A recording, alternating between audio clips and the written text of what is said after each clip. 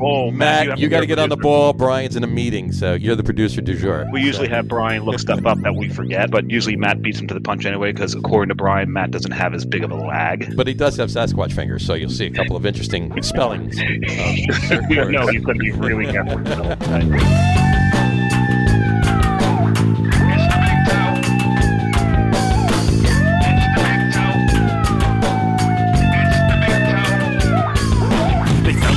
Down in his waffles, maple syrup dripping from his fake roll. Who did he see when he heard who was there? Now it seems that he All right, everybody, welcome out to the Logger Room. It is Tuesday, May the 11th, 2021. Jersey Johnny coming at you, and with me, as always, is none other than the man, the myth, the legend himself, Mr. Beer Samurai. How the hell are you, Mr. Samurai? Hello, and happy Hostess Cupcake Day. Happy Hostess Cupcake Day. You eating a Hostess Cupcake? No, actually. It looks like one. Okay. It is actually the Etman's version of it. Couldn't find a Hostess Cupcake in like a convenience store, and I don't feel like buying a whole box of them already fat enough. I did. You got a real one. You got a real one. But you know what? Zetman's. But as we discussed, we both prefer Tasty Cake. Happy, yes we do. We both prefer Tasty Cake. Nothing against Hostess, but I'm going to open up my lunch, basically, if you will, right now. Lunch? No, not really, but cheers with the Hostess Cupcakes. Cheers. I got a new one. There you go.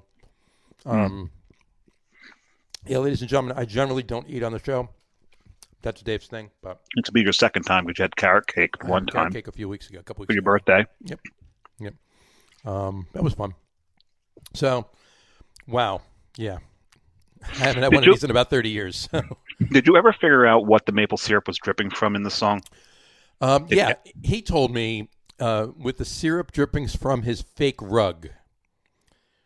It sounds like he's saying Dayquil. I don't know. It seems like, it sounds like he's saying fake will. Fake wool. Whatever a fake wool is. Fake wool. Fake wool. Maybe saying fake wool. Wool rug. Wool rug could be. We'll have to listen to it. He said fake rug. He said fake rug.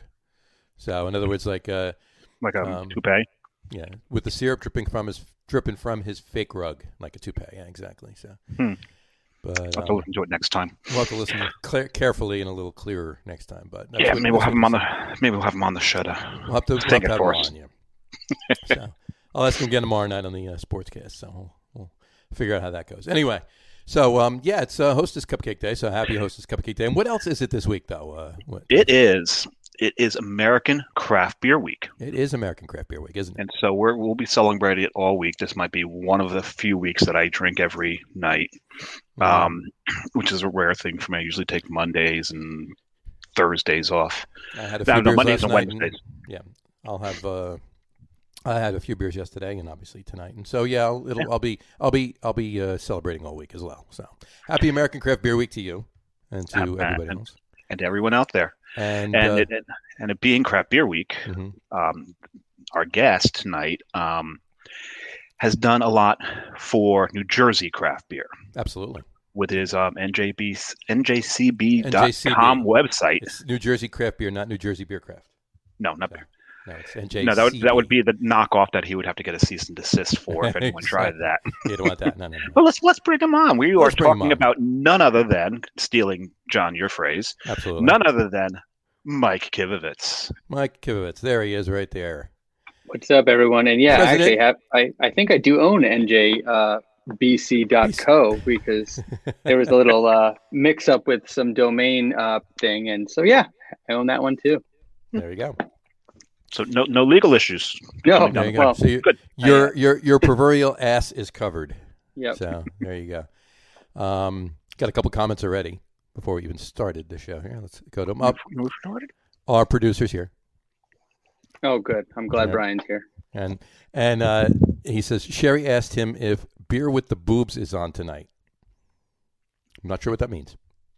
Beer with the Boobs. Got me. Is she calling us boobs? Beer with the boobs? Maybe she is calling us boobs. That could very well be what she means. Brian, is that the case? Well, she has met us. This is true. And Brian, if she is calling us that, is she including Mike in that as well, or just me and Dave?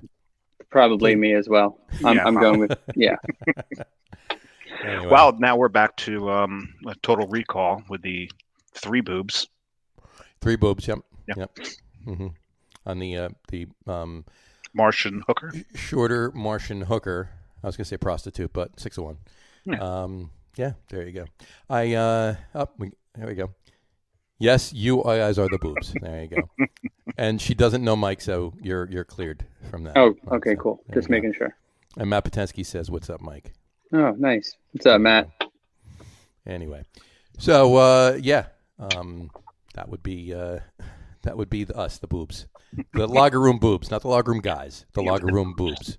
I'll have to make up a graphic that says that. So anyway, but it might actually get hacked on Instagram, and it might turn into a whole different profile. So let's not go there. Let's not go there right now. So anyway, let's go to the part where we open beers. Let's open our beers, and then we can get into talking to Mike about New Jersey craft beer. So what are you drinking first, Mr. Samurai?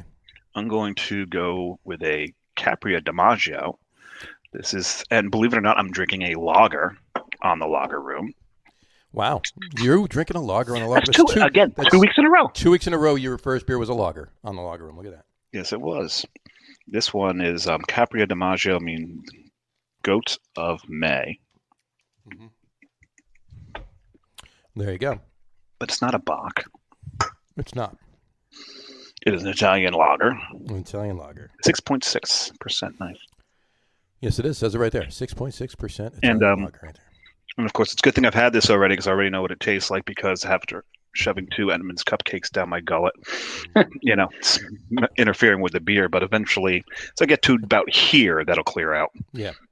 Well, I took the 1 bite. I'm probably not going to take another. So we'll see how that goes. All right. So for my beer, I went a little different than you. I'm having an Italian Pilsner. Yeah, messing it up. Still a lager, mind you. Still a lager. So it would be Tricolore from Source, hence the cap today. It's a lovely beer.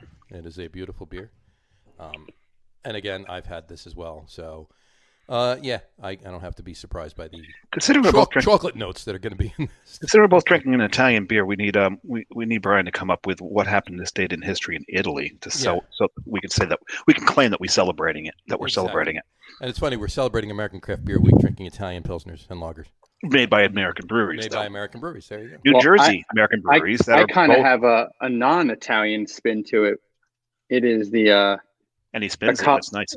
I'm spinning it. It's the Calamansi sour NJCB made with Old Heights. Very nice. In Hightstown, New Jersey. Mm-hmm. It's Calamansi is a Filipino fruit. Yes, so it is. It's not an American fruit, but that again, it's an American craft beer. There you go. Yeah, that is very nice. Yeah, Alex and Brian have been on the show, so that was a fun night when they were on. And a wonderful reference to the mullet. Yes.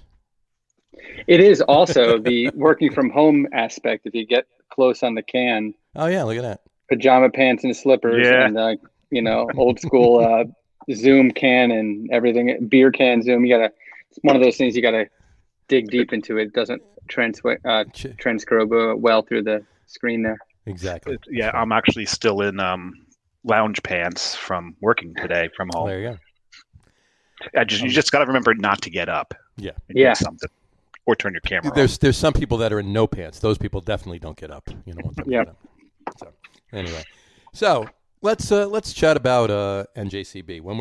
When did you first decide you wanted to? I'm going way back here. When did you first decide you want to do a craft beer marketing, basically, is what it is, company. When did you first decide you want to do what you're doing? Let's leave it at that. So, it was really in 2010, I moved down to Monmouth County from living in Bergen County, and was like, hey, that bar doesn't exist. Actually, the bar that you and I first met at, John, didn't exist anymore in around the corner. So wasn't able to stop at the bar, wasn't able to go places that I knew. So I decided to just start building it in my head for a few months and trying to figure out okay, where was this place? And I started mapping a bunch of stuff out. And so I launched on Christmas Eve 2010. After, about 6 months of coming up with the process and before that. And then it took another. You've been around longer than 2010.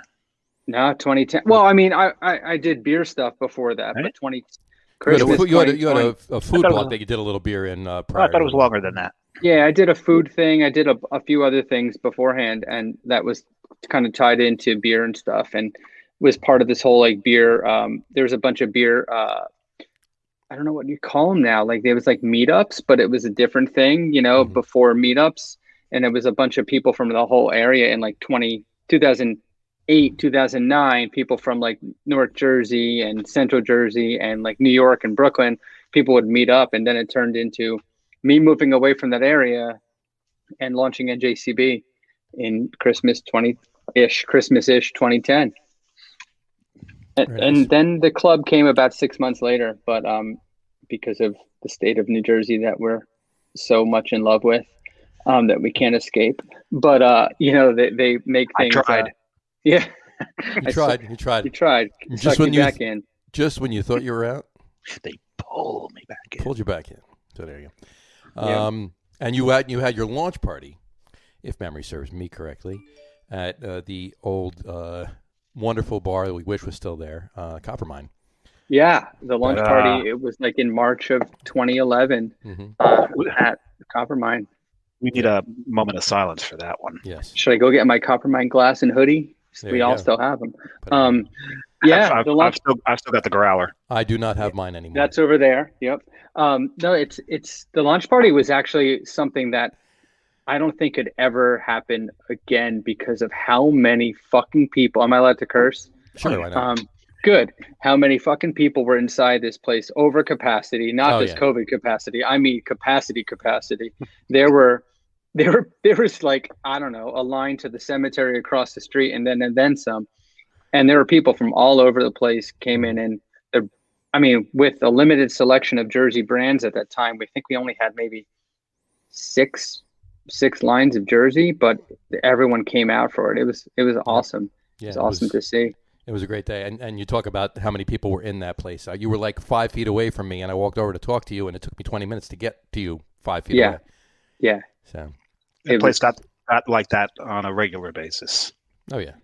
Yeah. Any kind of launch, you couldn't move in the place. Vito had a great place there. And Oh, yeah. yeah.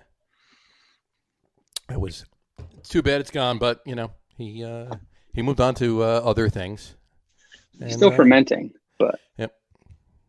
Yeah, exactly. So Brian actually wrote back, just off to the side, Matt said, home is where the pants aren't actually. Yeah. And then Brian said he did some research. This day, Italy on this day, fashion designer best known simply as Valentina, was born today. So it's Valentino's birthday. All righty. Happy birthday, Valentino. Happy birthday, Valentino. There you go. So we did our part. Anyway. Bon Natale. Bon Natale. So, that was great. And then you started a few months after that, you started the club, right? With the the club launched roughly in June of 2011. It took a bunch of time to get the state to approve, because people didn't believe it. Restaurants didn't believe it that you can offer it. I'm like, you guys go to happy hour, right? It's the same thing. Yeah. So, it took a while to get that whole thing off the ground. And then as soon as it did, like with the 14-ish breweries that were on my list of live breweries, turned into like 17 within a few weeks. Mm-hmm. And then, then it turned into, then it became 2012 and the laws changed and everything. And then, all these breweries opened, the Carton Cane, Cape May, and then it went from there. Like the club, maybe there's some listeners, I doubt it, but maybe there's some listeners that don't know what the club is, what the card is. Sure. So why don't you explain it? There you go. Yeah. So the NJCB membership club is a discount program at like 650 different partners all around the state and outside the state also. So restaurants and bars and breweries and liquor stores and brew pubs you name, all that. Oh my, lions, tigers. That was my Firestone reference, by the way. We're bringing it back to or Bull and Bear reference. That's lion and bear. Oh, I was close, but American Craft Beer. Leo Eustace. That's it. So, but you know, like it's this thing that just gets people going. But it's more than just, you know, a discount, right? It's about like the community at large and like getting people to like make friends and go out or like meet people when you're allowed to talk without a mask inside a building. You know, it's about like, you know, doing the socialization things and having a place to an online resource to get people to kind of interconnect and then go places and then make that an analog thing, you know. I'll say it right now. Anybody who is looking for what breweries are out there in New Jersey, NJCB.com is one of your best sources for, because it's going to tell you what's open, what's due to open, and what's being planned. Mm-hmm. Right, you got all three levels showing. Yeah. So on it tells you what's closed too, if you really want to know. Yeah. I pride myself on the brewery list. It's like the number one thing on the site. In fact, this year I even added more than just the breweries. So if you for those listening that aren't, if you go to njcb.com, sadly you'll find a bank that doesn't exist anymore. But if you go to New Jersey Craft Beer or njcraftbeer.com, you'll get that list. If you go to NJ Craft Beverage, njcraftbeverages.com, you'll get a nice little list of all the different local distilleries, cideries, meaderies, dispensaries that will be eventually updated with more and more, and you name it, they're all going to be listed there. So wineries as well. So I've had all of that, but like John said, I for sure have the open and close, and I try to document it like with dates, you know. So for example, these guys opened down the road here in Howell, the Seven Sons, and I just added them. They opened us a soft opening. So if they opened last week, a soft opening, they're legal on the date. Boom, I added the date and they're on the legal list, and now we have 130 breweries now on the list. They finally opened it? Where in Howell are they open? Route 9. Right on Route 9. Ice Cream on 9, basically next to Ice Cream on 9. The last place I had ice cream. I mean, that's been there. I mean, that sign's been up, and that's been there for a while. Every time I pass there, yeah, so. Every time I drive past, going to, you know, south to going to Icarus or any of the taking 195, it's right before 195. Before 195. Before 195. It's about a mile. It's about a mile. If you go south, about a mile before 195. Before, yep. So, you know, it's right there, and like, you know, added that to the list, and that was last week. And then a brew pub opened last week, the Arc restaurant and brew pub, which is out in Lumberton. So now we have about 20, over 20. Yeah, Arc, A-R-K. It's on Arc Street. No relation to the Arc and Point? No relation. I don't think. They are they're a brew pub, restaurant, liquor license, etc. So, gotcha. Yeah. And then the Old Ship Inn actually changed to Descendants Brewing. Descendants Brewing. The Old Ship Inn. Yeah. That's a shame. That was some history lost. You know, well, it's still there though. I mean, they're still doing it. It's still the Old Ship Inn. It's just that the brewery has another name to it. That's all. And the food's still there and everything else. Oh, the food's still there. Oh yeah. Good. Are they still pairing with Bobolink for their cheese and all that? And that I don't know. Have to go and check. I'm actually going there in a few weeks. I haven't had time, but I saw a bunch of people went, and I saw the menu. I think like during COVID, they had to change it to certain things, and now they're switching it back to what it want now that they can have full capacity, or will eventually, you know, and everything else. It took them about a year during this to rebrand everything and reorganize, I guess. So I'm pretty excited to this. The last time I was there, I was eating like delicious pate, like with an ESB. It was like the greatest thing ever. Their ESB is so good. Yeah. So, and I think they're keeping the same recipes, which is even, you know, I don't think he has any plans to change it. So. Good. So speaking of COVID, did you lose any membership due to it? Because if people couldn't get out, did they decline getting the card? Yeah, I mean, we've lost a little bit. It's you know, maybe about. It's a little bit up from what we normally lose year to year with customers, but then it comes in cycles, right? So now things are opening up. If you lost out on it, but you wanted to save what I think it was $15 on Atlantic City Beer Fest tickets, which at the time were, you know, not available. Right. We had a 1 week promo. So now we have these people are like, I didn't know. I'm like, well, you know, join the club. But at the same Literally. time, like, literally. I have to rejoin because I had to drop out when I went to Rhode Island because it did me no good up there. But I'll sign for 2022. We lost out on a bunch of people here and there, but like I think people are finally starting to get out more, right? And with restrictions easing, but then again, like you guys, and vaccinations and everything else. Like I think, like I'm pretty excited to have normalcy. I know a lot of people are. I mean, but I switched a bunch of things. Like I said before, I'm having this collab, and like Old Heights opened like, I don't know, the week of COVID. So, it was basically like, oh, we're going to open a brewery. We kind of launched. And then, so, I switched to making collabs and doing early releases for members. So like, if you're not part of the club, you can't find out about these things until a week or two after. We sold out these COVID restriction outdoor events for beer releases. I did one with Vinyl and Hamilton on a Monday night, and there was a waiting list. And they're like, on a Monday? We're not even open Mondays. I'm like, I know. And so it was awesome. It was really cool. So that's really good. A friend of yours wants to say hi. Gene. Oh, hi, Gene. Hi, Gene. I'll see you on Saturday, Gene. Michael, see you on Saturday, Gene. He didn't say anything back that quick. Wow, damn. His fingers aren't typing as fast as they used to. Yeah, he's probably fat fingering it anyway. It's probably a blurry picture anyway. There you go. And that's Matt too, but that's the point. As the intro stated. Yes, the Sasquatch fingers. Dave Campanelle, hey guys, can't wait to break beer again together. There you go. Well, there is the thing that not enough people have answered Brian's call to the deck. No, they haven't. So we'll have to do that soon. We'll back to NJCB. We keep all these interruptions from these damn people. Damn. You have control of it, John. Yes, I know. I can ignore it, but it was just interesting. I wanted to put don't. Well, I wanted to put the Gene thing up, and then I couldn't do that to Dave when he put that comment up. Just ignore that. So, in any event, did you get involved at all? Any promotions or whatever with the shot and beer thing that Murphy released last week?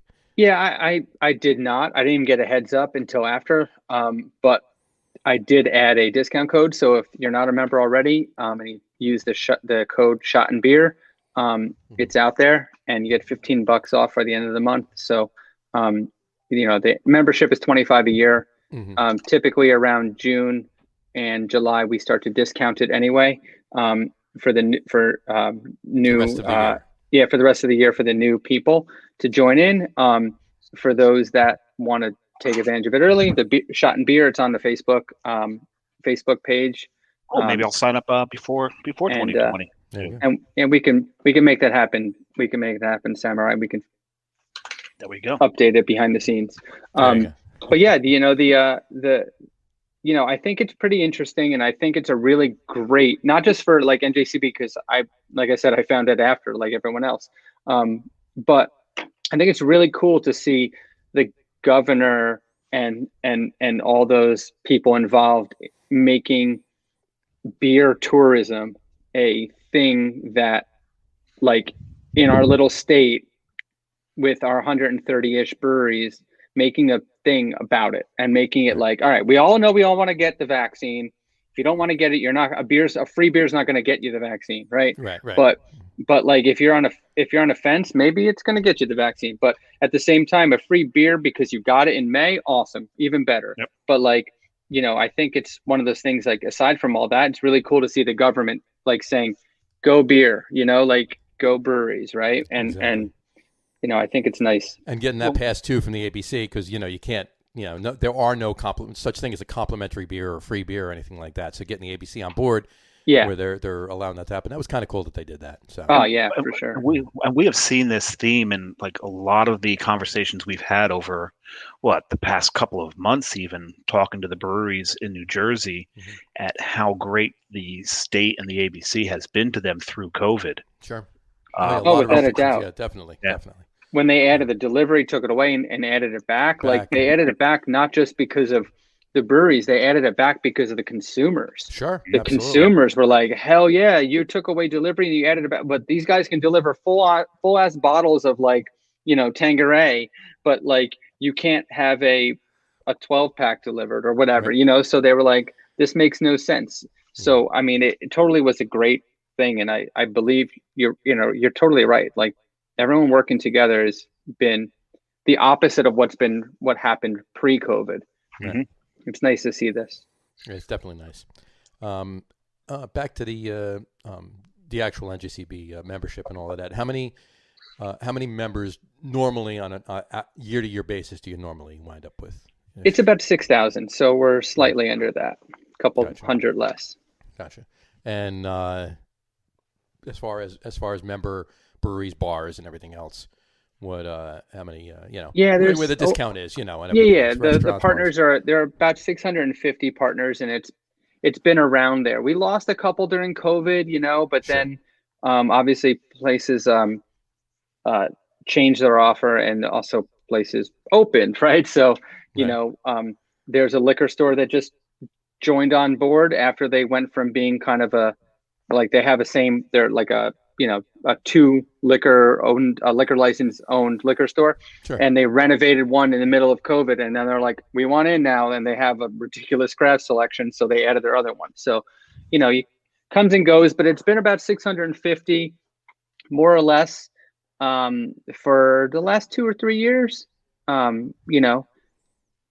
There's not too many places opening that are craft centric bars and restaurants. Liquor stores, they're everywhere, right? So Sure. we see that, but bars and restaurants that are opening that are like craft focused, there's not many. But then we have like places like Alternate Ending as a brew pub opening, things like that. Sure. So you have lots of different options now, which Absolutely. is great that there's a lot of brew pubs too in New Jersey that are really starting is. to really do stuff. Yeah, it is. What would you say?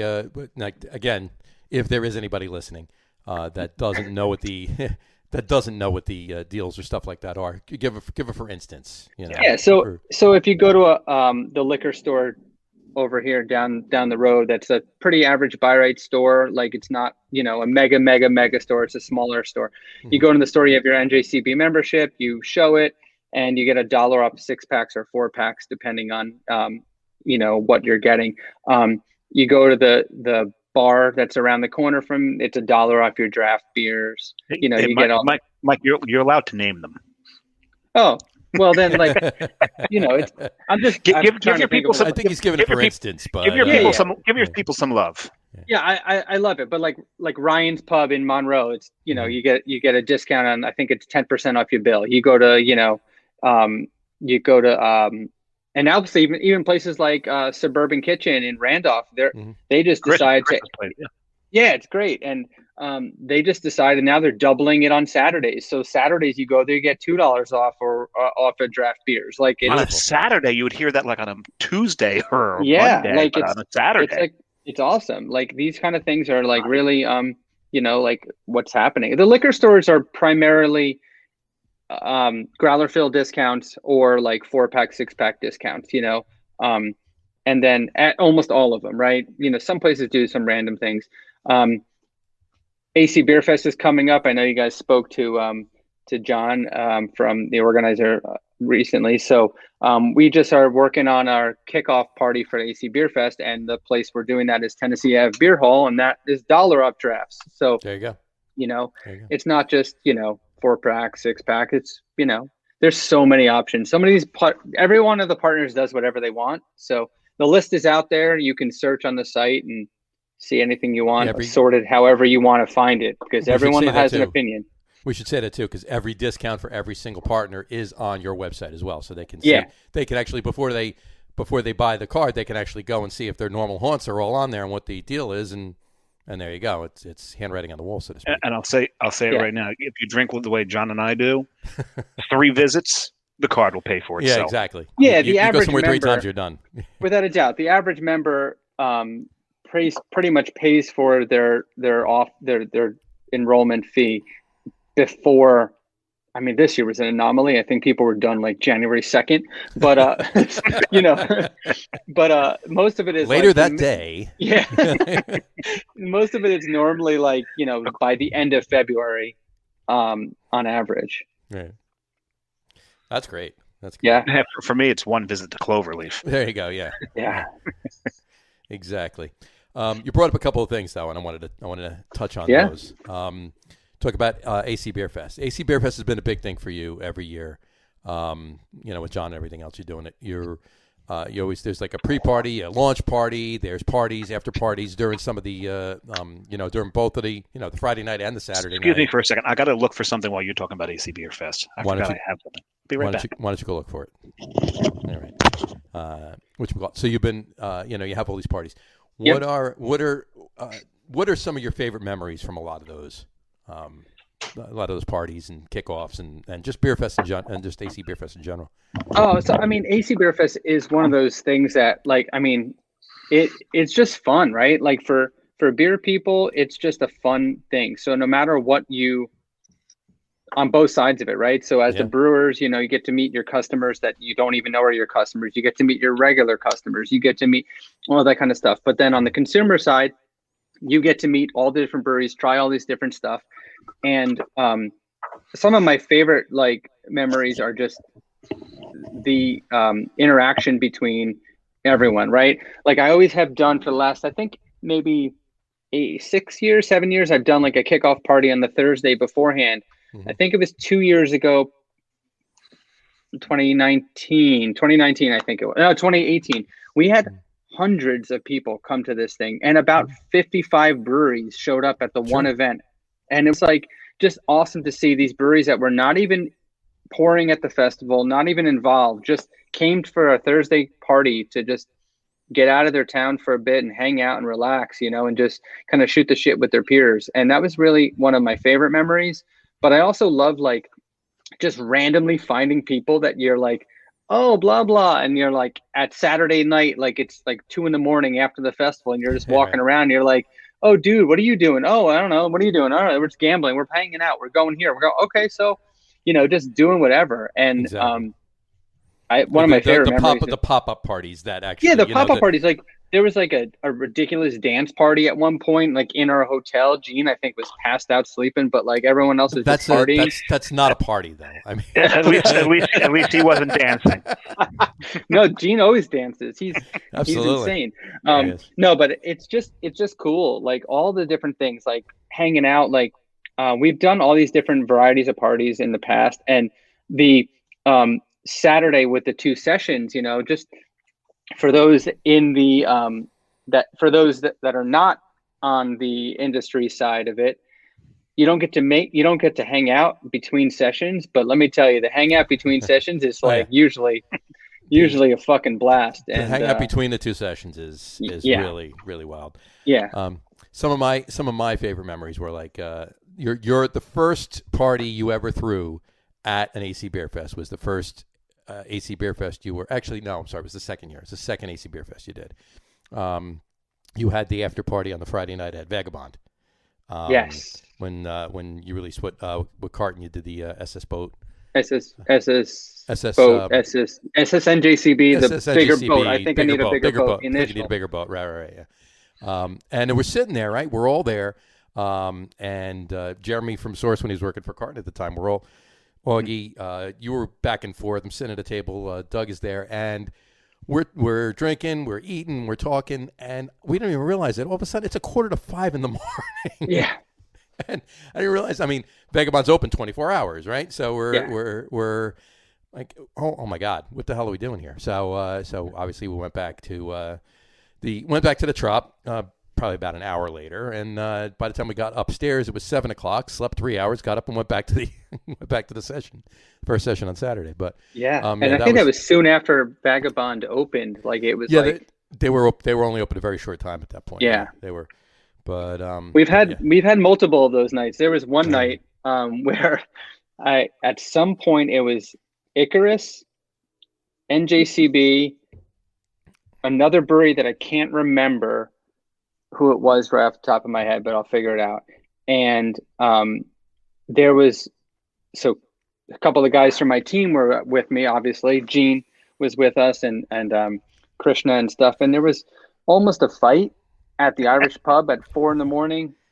And thankfully there wasn't. Right. But it was ridiculous. And then I remember another time, I think it was maybe year later, we were back at the Irish pub because what else you do at 4:30 in the morning, I guess. Mm-hmm.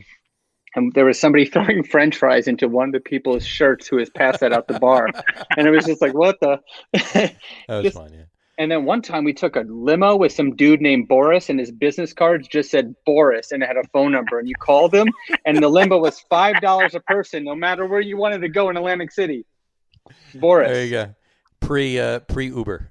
Pre-Uber, yeah. Just call, instead of Uber, Boris. It was Boris, actually. Boris.com is an app. With the Boris app. Sorry, that domain's taken. It redirects you to NJCB. Exactly. There you go. Right. As of 20 minutes after the show. Exactly. So I got one question. I was talking about this with Dave before. See if you remember. Oh, he's got the first Atlantic City Beer Fest that NJCB was at, right? The booth you were at. Who was the very first person that ever manned your booth, albeit a brief time, other than you, at an Atlantic City Beer Fest?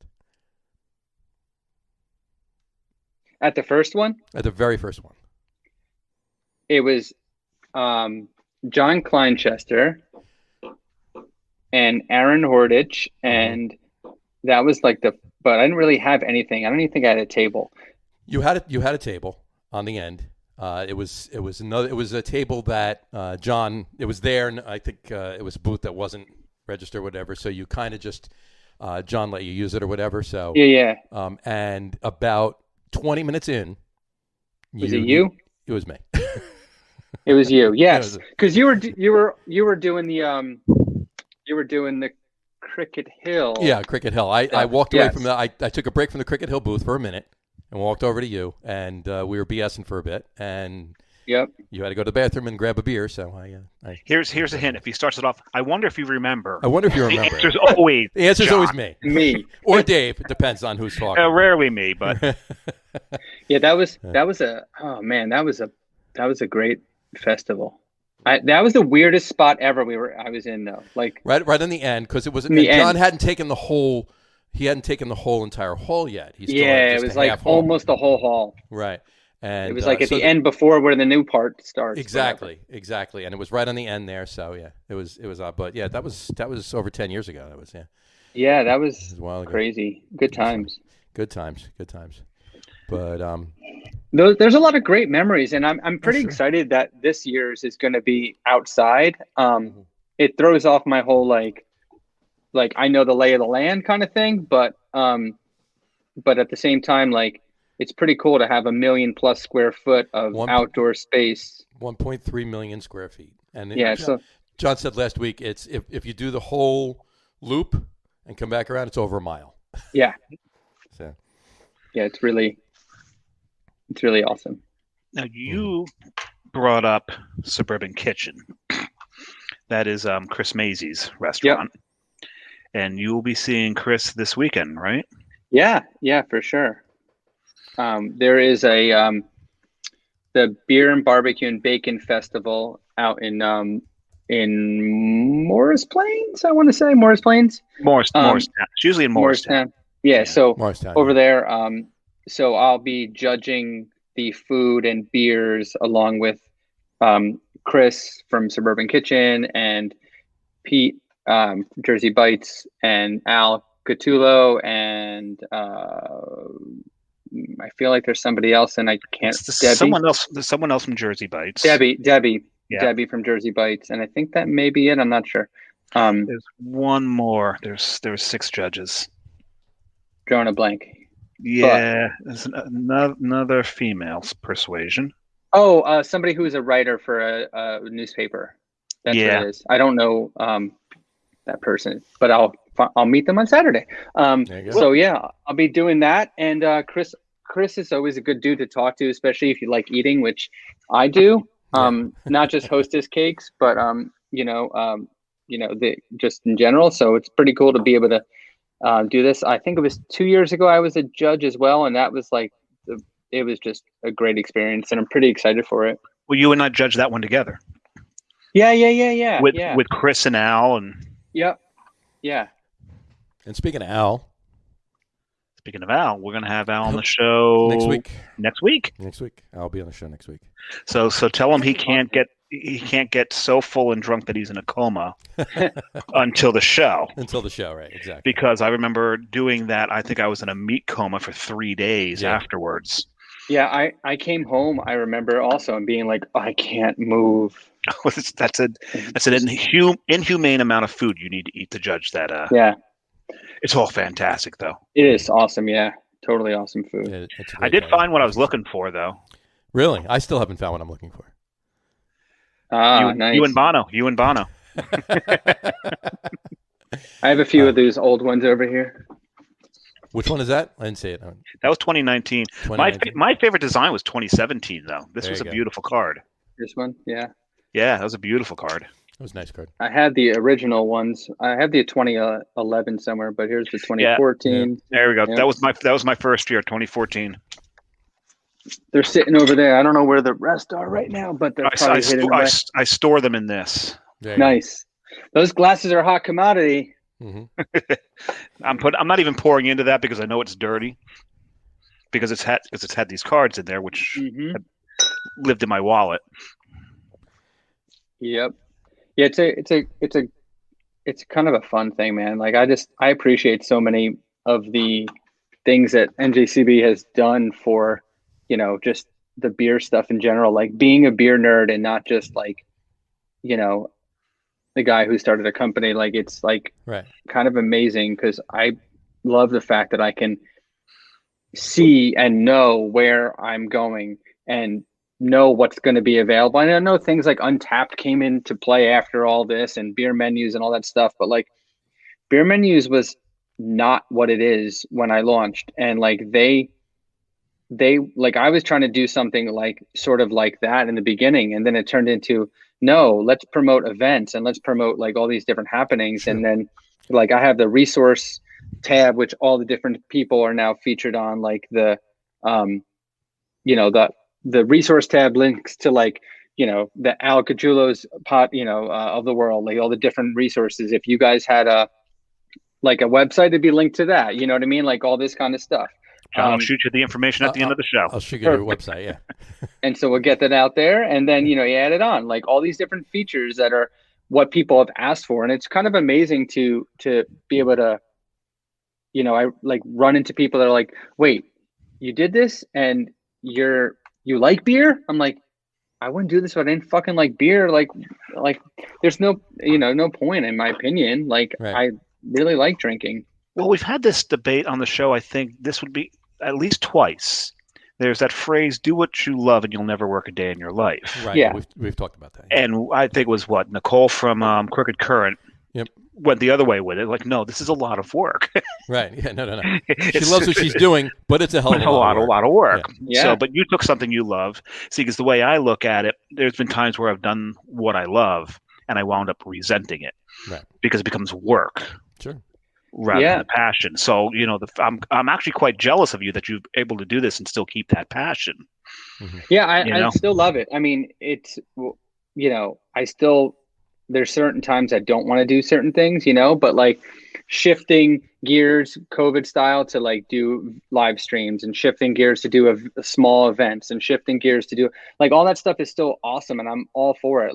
Like promoting the event, like we were talking about the kickoff party and I mentioned earlier, it's like today I spent a couple hours working on like the graphic for it and getting the social promoted for it and getting it out there to get, the hype moving behind there for the collaboration beer and the beer kickoff, the AC Beer Fest kickoff party. But I'm still loving every part of it. If it becomes work, I don't want to do it.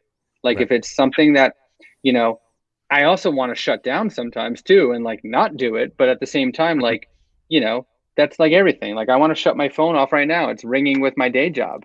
And like I'm done working right now, but there's literally 600 text messages just came through from my supervisor, like, about something. And I'm like, ugh, Like, Okay. aren't we done? I can only imagine you're going crazy with that too. But that's Oh yeah, yeah. But you've also got a team that helps you out. We've heard from one of your team members earlier, Gene. Mm-hmm. Yeah, right. We definitely have a team. We definitely have a guy who passes out with French fries in the back of his shirt, who's on my team. But I got a team of like 15 or so people. And pre-COVID, these guys and girls were going out and doing a lot of events where I wasn't able to, right? So like I'd go to the bigger events, ones that we kind of organized. Like for example, the last event before COVID was at Tap House 15, which was turned into an annual event. That event was a killer thing. And I think two people from the team came to that event, maybe three from my team. And it was awesome. But probably Gene, because it's really close to him. Oh yeah. Gene right there. Did. Yeah. He was one of the two or three, but it was cool to have all this kind of stuff. And so these guys and girls are out doing whatever. He's sinking the ship, he said. Yeah. Oh God, Gene is sinking the NJCB ship. He's keeping it afloat. But no, for real, like it's awesome. And like these guys and girls are doing whatever they can to like just hang out and have fun and like do what we can, right? They were pivotal during like the COVID shutdowns. We were all on this like Zoom calls, like just getting everyone like excited to not be stuck in their house for this long and everything else early on into like March and April, Right. And then and then May and everything else. But it was really cool to like, it's really great to have all these people, and absolutely. It is still work, but it's still fun. Absolutely. And one other question on that note, what's different from what you originally envisioned? I know you mentioned a few things anyway, but your initial envision, is it like completely 180 degrees different than what you originally thought you were going to do, or just expanded upon a lot of things that you it's not really different. I mean, from the get-go, the whole idea was to tell people about what's happening, right? I fucking hate reviews. I hate ratings, except for my beers and NJCB collabs. They get a 5-star instantly, no matter what they are. But no matter how good or bad they are, 5 stars. You got it, dude. But 5 stars. Best beer ever. But I mean, this one is really good. But for real, the idea behind it was just talk about beer and tell people what's happening and like promote events, because these breweries were one of X amount on a shelf or one of X amount on a tap list, and like you go to a liquor store. A lot of the guys at the liquor store, primarily, I'm not judging, but primarily the people at the liquor stores have no clue. They just buy and resell, right? That's it. They don't know what the beer is all about. They don't know the history of the brewery. They don't know the interpersonalities of every single person involved in that whole concept, right? But at the same time, it's pretty cool to be able to like do all of that still and change to other things, right? So making things more social and more engaging, like the Facebook group that for members only is pretty popular, and it's got like about half of our customers that are on there. Some people don't use Facebook. I can't do anything about that, but make a fake Facebook and join the group. But at the same time, like, don't invite your friends, just invite yourself. Right. But like, doing these kind of things are where I wanted it to do. I never really imagined being like an event promoter of sorts for my own events, but like it's not hard. Like, it's not a hard thing to do because I'm already doing it for other people's events. Sure. So, it just turned into like a little bit more logistics and planning on what brewery, what bar, what blah, blah, blah. But, that's not a hard thing anymore, especially after doing this for 10 years. It's like, all right, who the fuck do you want to have on tap? Okay, done. Let's make it happen. Like we can make stuff happen quite easily. So yeah, there's things that are totally different than what I've ever imagined. I never expected to like list all of the, I don't know, wineries, but like they're part of it, right? So like people that like beer typically like wine, or typically may like wine, right? Or may go their significant other, their friend might have a thing. So it's like I never thought about all of that, but It's not like, there are people that go out, you talk about beer tourism and stuff like that, even if it's just local. If you're going to go out with a couple of people, you might hit a few breweries and a winery. Or a couple breweries, a winery, and a distillery in one day, Or maybe a meadery. Or a meadery, too. Yeah. Oh, I mean, I do that all Two the breweries, time. a winery, a distillery, and a meadery. That's a good day. Do that. That's a good day. And then coming soon, add a dispensary in there, too, at the end of it. Yeah, you could do that. But as long as someone is driving for you. As long as someone else is, well, you got to have a designated driver no matter what you're doing. I'm just saying. Yeah. Oh, yeah. But, yeah. Or Uber you can around, do that. depending on where you are. You can hit all of that and with cheap Ubers, because there are certain areas that you can hit a bunch of stuff without going too far. Oh, yeah, So, you can walk. I mean, some of them are so close and walkable. And like we mentioned earlier, having all this stuff on the list, but I have all these guys on the list, and you could like map it out like easily. Say, okay, copy paste the name of the winery. Google's going to do its thing in Google Maps. Save it. Done. There you go. Yep. Right. Like if you head down to Hamilton, you can go to Vinyl, 3 Threes, Chimney, 3 breweries. Go to a distillery. I think it's Blue Rascal. Don't quote me on that. I think it is though. And then Brian, about 45 different wineries that are right around the corner, and then head out and go whichever way you want. Right. Exactly. So you can get more towards Atlantic City. You can get more towards, Camden. Sure. And then you talk about like, and there's a meadery around the corner too. Right. Where Vinyl and 3 Threes is too, that you had before they closed. Obviously, Tom Foolery was right there too, right between them too. Brian just said, if you're with me, probably a distillery too. Yes, probably so. Probably. But, especially if you can do that in Atlantic City also. You can go to the distillery and walk next door to the seed. You can go to Little Water and walk to the seed. Exactly. And then throw hatchets between. Somebody was just there a couple of weeks ago, and I haven't been there yet. You need to get there. It is they make some great stuff. Yeah, they sure do. And speaking of, it was also if you're with John, if you find a cigar place, you're stopping in there as well. Absolutely, of course. My walk back up to Port Authority every day, there is a hand-rolled cigar place I pass. That's very. You should pick up a couple. I know you don't. I know you don't smoke them anymore, but I know someone who does. You know someone that does. There you go. There's a hand roll. There's a place right in town here that hand rolls Dominican cigars on every Saturday, and they're phenomenal. They're so good. So I jumped the gun and opened my second. Jumped the gun and opened your second beer. What is it? Let me throw it up. That would be this one right here. Yes, the Miseducation of Laurel hops from Four City. There you go. This would be made with Laurel hops, obviously. As PJ Wendell's favorite hop, he said, right? Yeah, he's been using that. He used that in his Pilsner. He used it in the virtual learning too. Yep. This is I'm really enjoying this. It gives the Laurel hop's got a nice earthy note to it. It's a good beer. I've had it recently. Yeah. They're doing some fun stuff. Plus, it's a Lauryn Hill reference. Oh well, that's the cover of the album right there. But instead of Lauren, it's a hop. It's the hop. Oh yeah, right. So and they'll be on the show on June 1st. They'll be on the show. Yeah, nice. 3 weeks. 3 weeks. 3 weeks. Yeah, 3 weeks. And there's some guy from Neshaminy Creek that comes on. Between Al and them. We have to have that guy on. Yeah, he's got to come on. So. As long as he brings his dog with him. As long as you bring both of his dogs. Both of them, yeah. There you go. I'll be drinking Kelly Green. It's blackberry and raspberry jelly. Hence the shirt. So, this beer is really good.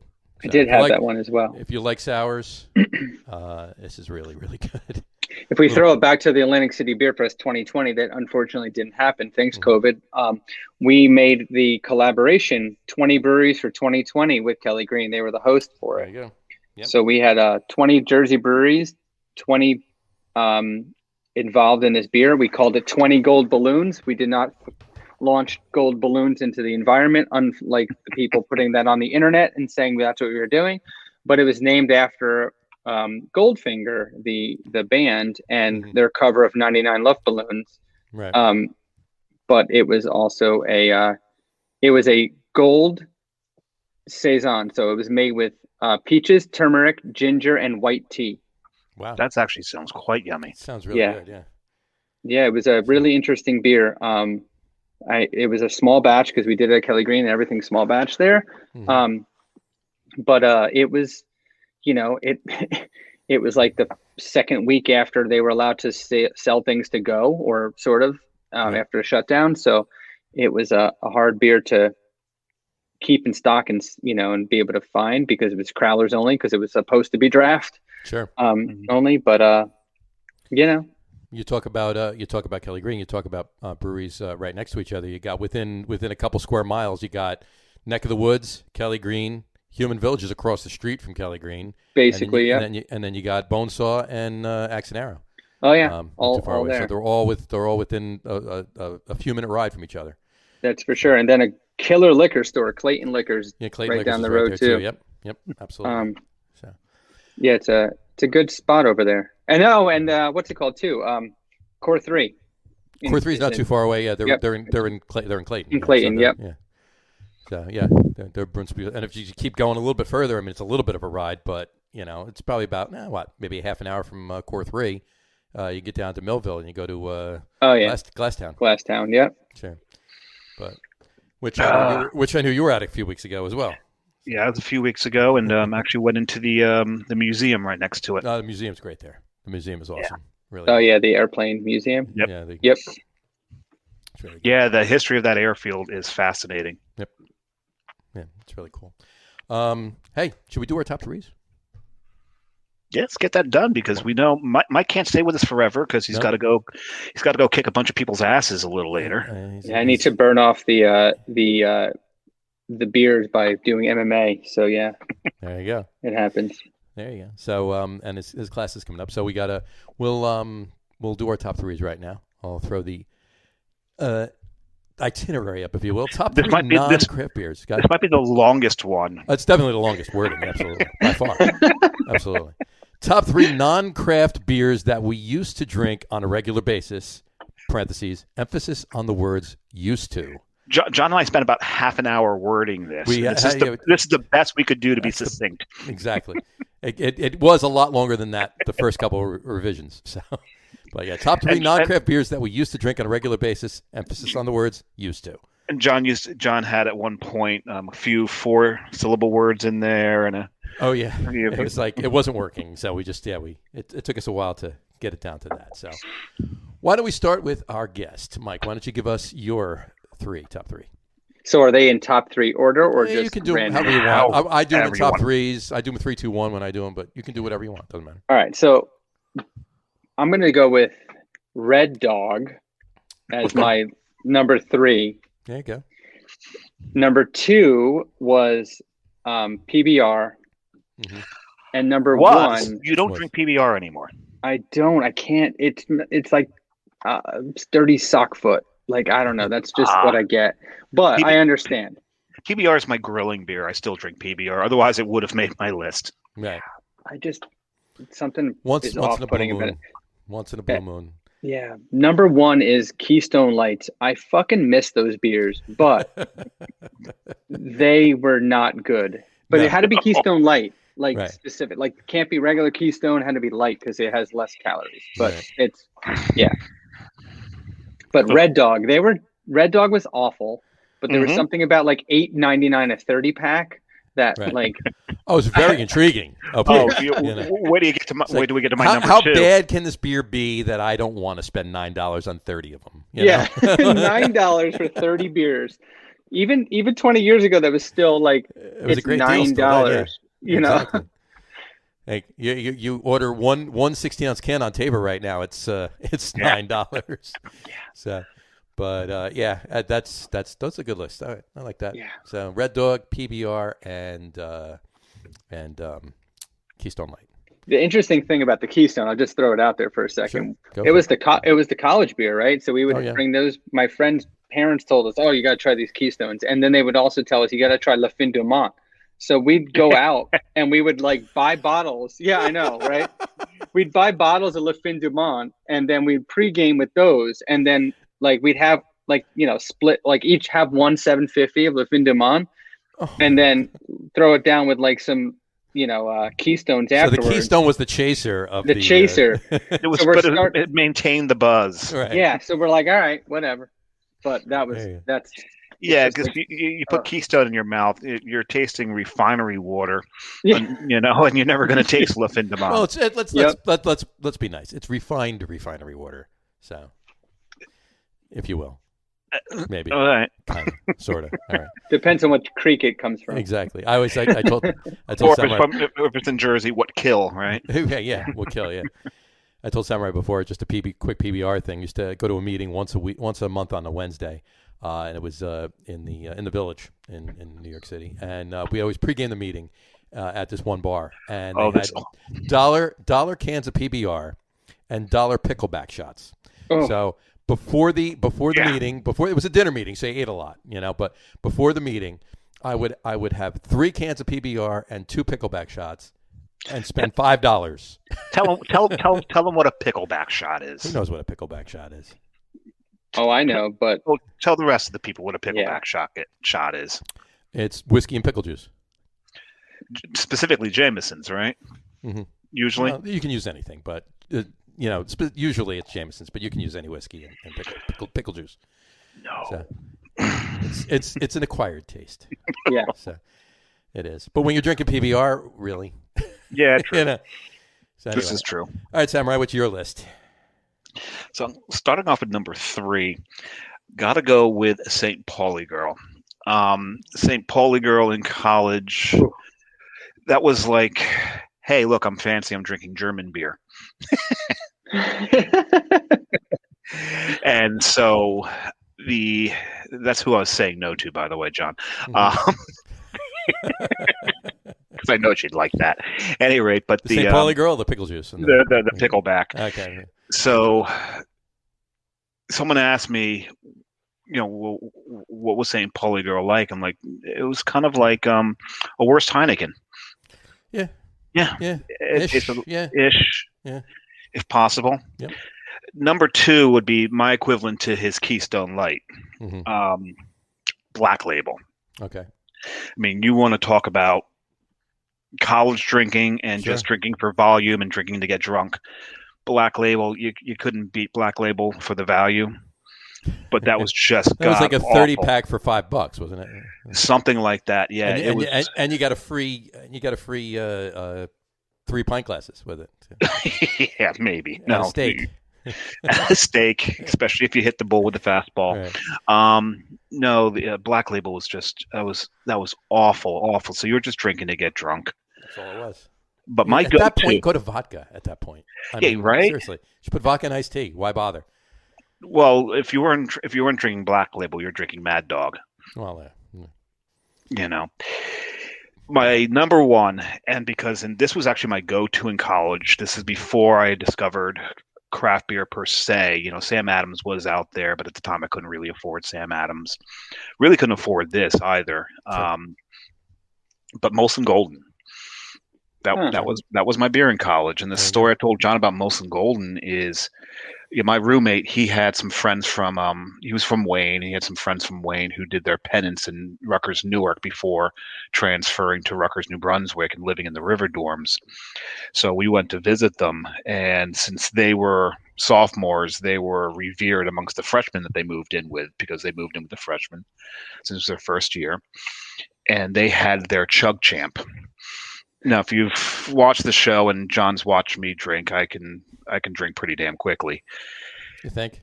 And this guy heard that I was the Chug Champ of my floor my freshman year, so he decided to challenge me to a chug off. And he looks at us and goes, "Well, yeah, chug competition." He's like, "I'm sorry, all of got's Molson." And so I just hold a straight face because, if that's all you got, that's what we'll go with. Yeah, so I put my bottle down. He's not even halfway through his bottle. He's got a river of beer going down his chin. But another good bar, mind you. Beer down the chin? No, river of beer. Oh, river of beer. That is a good bar. Oh, I haven't been there in forever. There you go. All right, I'll give you my top 3 really quick. Number 3 would be Miller Genuine Draft, MGD. MGD. Of the top 3. Not the top 3, but the 3 main light beers out there, Miller Lite, Coors Light, Bud Light. If somebody told me, okay, you have to have one of those beers. You right now pick one of those 3. You have to drink it right now. I'm picking Miller Lite. Yeah. Because Miller has the most flavor of all the others, and Miller Genuine Draft obviously is even more flavorful than that. So that was my beer back in the day. I drank that. It's number 3 beer. Miller Genuine Draft would have been my number 4. Would have been your number 4. There you go. Yeah. My number 2, Genesee Cream Ale. Absolutely. Is this not the beer that keeps the keeps the brew kettle closed at a crucial time to make sure it tastes like cream corn. Pretty much. Yeah. Pretty much. Yeah. Yeah. And it did too. That's more of a late high school, early college beer for me. And then after that, and it was probably the last one of these particular beers that I drank interspersed with, as I was starting to, drink actual, good beer, was Rolling Rock. Rolling Rock was would be the top one. It's funny that you bring up Rolling Rock in the top threes. Mm-hmm. Yeah. Because there was always that marketing thing. 33. What does the 33 on the label mean? It's such a mystery. The and weird misprint, not misprint thing. Exactly. The 33, it's a nod to Prohibition, and that's what this particular list is a nod to. It's our 33 section, so we do top 3 list. Why do we do top 3s other than 33s? Because top 10 would take too long. So. It would take forever. Exactly. Yeah, imagine the top 10 on this list. Exactly. I mean, Jenny Cream, I don't know what it is about Jenny Cream Ale, but when we would go camping, we would bring some with us because if you put a can of it in the fire, it does something weird. It doesn't just explode in beer. Hot beer doesn't go everywhere. It like implodes and fire shoots out both sides of it at the same time. You should try that one day. Don't drink it when you're done, though. Yeah, but I'd have to go buy a Jenny Cream in order to do that. No, we're supposed to say as responsible hosts, don't try this at home. Oh, yeah, don't try that. Please, but if you do, please film it for us. Yes. Yeah. Don't try this at home. But if you do, send a video, please. Mm-hmm. Yeah. Here, Brian's, our producers, top 3s are Busch, Michelob because it was cooler.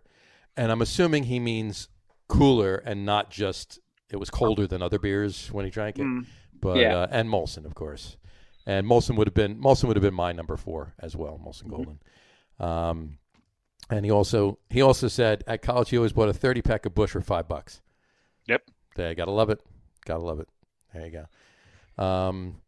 So that's our top 3 list for today. I mean this is an interesting discussion when we talk about New Jersey craft beers and how far New Jersey has come in the last just about 9 years, a little bit 8.5 years, almost approaching 9 years since the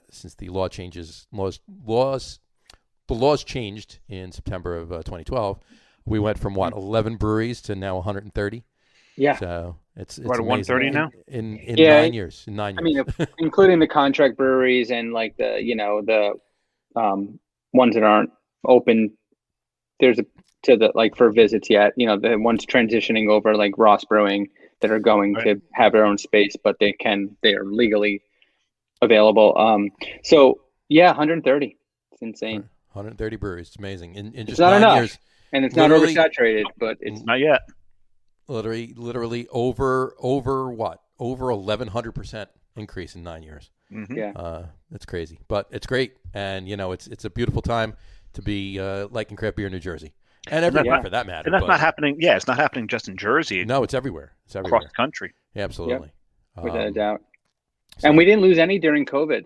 And that was a beautiful thing. Yeah. And the state really helped out with that, too, like you mentioned before, with the home deliveries and everything else. It was just a beautiful thing. And package sales, too. I mean, liquor stores, package sales went through the roof, and they're still up. They're still higher than they ever were before right now. Now even. With breweries opening back up and bars opening back up and breweries and people coming in and everything else, it's still the package sales are still higher. Well, I'll say most states actually saw more breweries open than close. Yeah. Like Rhode Island lost one brewery, but I don't think it was because of COVID. I think it was the product. And also they were more isolated than most of the other breweries. And while I was there, I think 3 or 4 breweries opened. When you say isolated in Rhode Island, no brewery is more isolated than Tilted Barn, and they are thriving. So. That's actually not true. There's a few that are even more isolated. They're tucked up in the corners. Bravo is up in the northwest corner, but they're doing very well. Well, when I say isolated, I mean they're in the middle of the woods, and you got to take a 2-mile dirt road to get to them. That's what I meant isolated by. Well, not anymore. Not since they opened the new barn opened. Now it's only a 1/4 mile of potholes. There you go. That's always a helpful thing. So. Anyway, all right.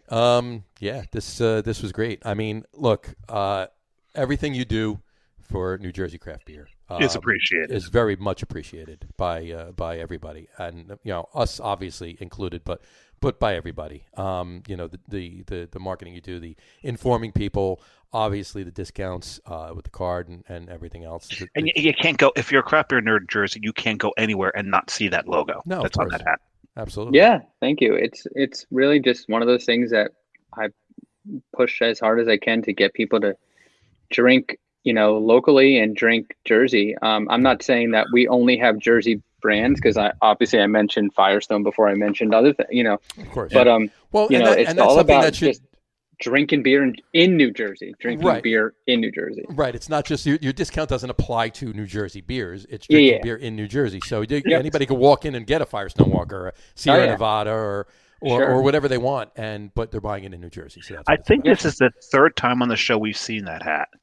I know Jason Goldstein wore it. Mm-hmm. Oh, did he?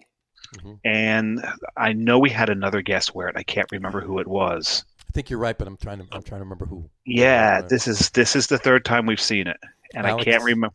Alex didn't have it on. No.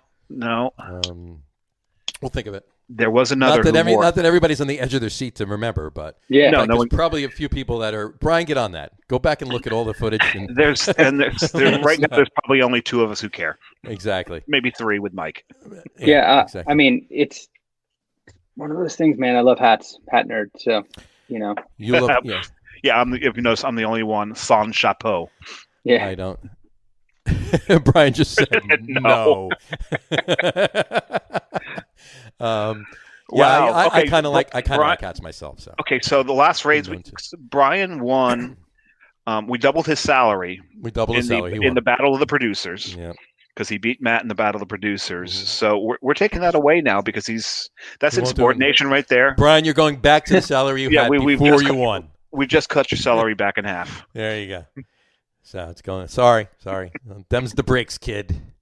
So anyway, cool. Anyway, like I was saying, thank you for everything that you do, and also everything you continue to do with the events that are yours specific. The kickoff parties at AC Beer Fest, or the after parties for whether it's industry. Obviously, they're all industry, but anybody else that straggles along and pops and happens to walk into a place that you're having an event, and then it's a beautiful surprise for them. And then stay tuned for AC. We're doing it's whoever wants to show for Thursday at Tennessee Ave Beer Hall at 7 p.m. before AC Beer Fest, and then Friday brunch at noon at Chicky and Pete's in Tropicana, open to whoever. If you're in Atlantic City for the festival, come on out, hang out. Should be fun. Absolutely. And and even the stuff you do that isn't even specifically for you, like the judging at the events and there's another event coming up after that. So I'll be at judging, like we talked about earlier, but then the following week is at Raceway Park in Englishtown. Raceway Park. You got it. I'll be Sunday. I'll be going over there for I'm not doing anything but hanging out. So I'll be there, and there may or may not be a release made for the event by 902/Ross Brewing. Yeah, they may or may not have brewed it today. They may or may not have. We don't. Yeah. Cannot confirm nor deny that fact. What is the name of said event? Spring Fest, I think, at Raceway Park. Such a far ride for you. Check out NewJerseyCraftBeer.com to. Yeah, it's on there, and the discount code's there. So use that. I think it's $20 off tickets. $20 off the tickets for beer barbecue this weekend. Yep. So you can recoup almost all of your membership fees on that $20 off ticket. So there you go. Awesome. And then there's things coming down the line that I'm working on June-ish and July for other events that will be coming down. Now that things could open back up at full outdoor capacity, etc. Awesome. That's great. That's awesome to realize that that's happening too. So I really look forward to having more content on my site for getting us to know where there's beer events. I'm really looking forward to it. It's been lagging. I've been promoting as many job openings as I can do, but I also want to promote like events, and I want to go out and drink with you people. Absolutely. Absolutely. And I'm looking forward to, because we almost always run into each other, Mike, all over the place. Absolutely. We haven't run into each other. Well, I was a year in Rhode Island, but it's been a while since we've run into each other. So sure, looking forward to it. And before we end All the right. show, just want to wish everybody well with this picture from a former AC Beer Fest. There we go. There we go. That's it. And for those of you just listening to the audio podcast, it's myself and Mike saying hi to everybody. Telling everybody they're number one. Telling everybody the number one. There you go. So, in any event. All right. Well, Super on that, fun times. it was always good times. Always good times. Actually, Yeah. Mike's telling everybody they're number two because he's double gunning it. Well, so I think I was too. There you go. Over his shoulder. Oh, yeah, Yeah, over yeah. his shoulder. Yeah, you can't really see it. But, I want to know who the photographer is because I assume that's aimed at the photographer. that picture was, I can tell you right now, it was probably Jess, but it could have been Potensky too. I'm not quite sure. It could have been one of the two. It was definitely one of those two. So, Appropriate either way. appropriate either way. And Gene was probably somewhere in the background drinking. Yes. No, there's no probably about it. Gene says, I'm so defined, he said. Yes, I Yeah. am all the time. There you go. All right. Well, again, thank you so much for everything you do. Thanks for coming on the show. It was a great show. We had a great time today. Really appreciate you taking the time out of your busy schedule. No pun intended. You have a very busy schedule. So, Yeah. But we'll end the show. We'll wrap up the show with that for today. We want to thank everybody for watching. And for those of you just listening to the audio podcast, thanks for listening.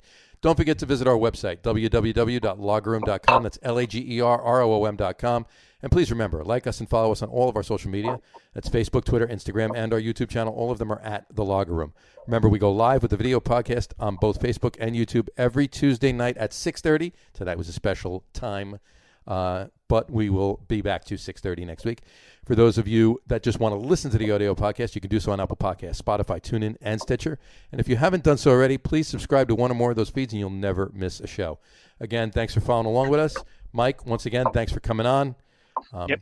Don't sign right off because we'll talk to you for 2 seconds after we're done. And Yeah, but before you go get your gi on. before you go get your key on, yeah, exactly. Don't hurt too many people tonight. But again, thanks for coming on. We really appreciate it, and have a good rest of the week.